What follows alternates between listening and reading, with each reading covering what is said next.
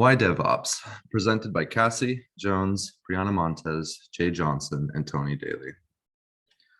Intro.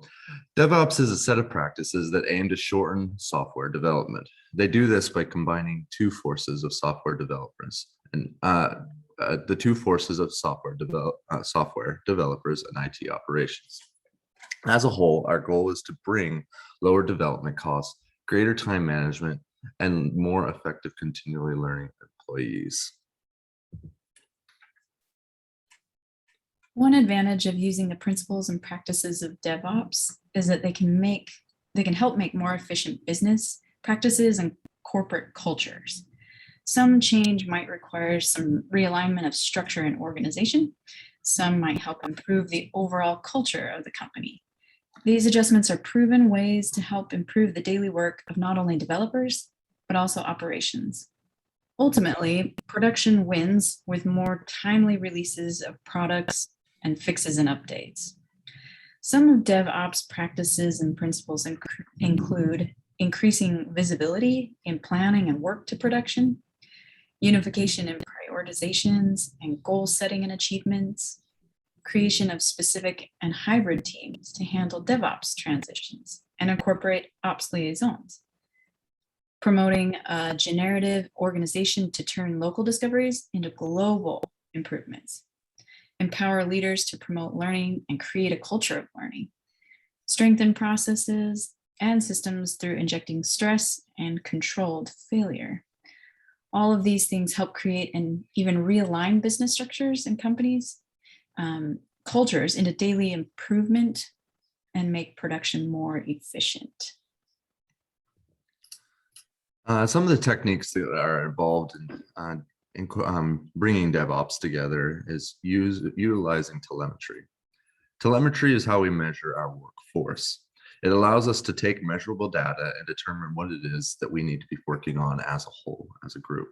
When we assign automated systems that allow us to observe information that is happening inside our systems, it allows us to quickly find problems and fix these problems in order to make as a whole, it helps make our launch and our development a smoother process. The major problem, yes. Automated testing is a huge component of DevOps. It's a compilation of software that quickly finds errors. Errors can cause massive delays in production. Incorporating automated testing helps developers to spend more of their time on more important things. It's delegating a task that can be automated. Automation and testing helps speed up the process from development to production. We can perform small and large-scale testing involving databases, the application as a whole, as well as individual pieces and parts of the application. When errors are found, everyone needs to stop working and fix it together. This kind of process helps do what every business wants and needs to save time and money. Testing frequently catches errors early, which translates into time and money saved.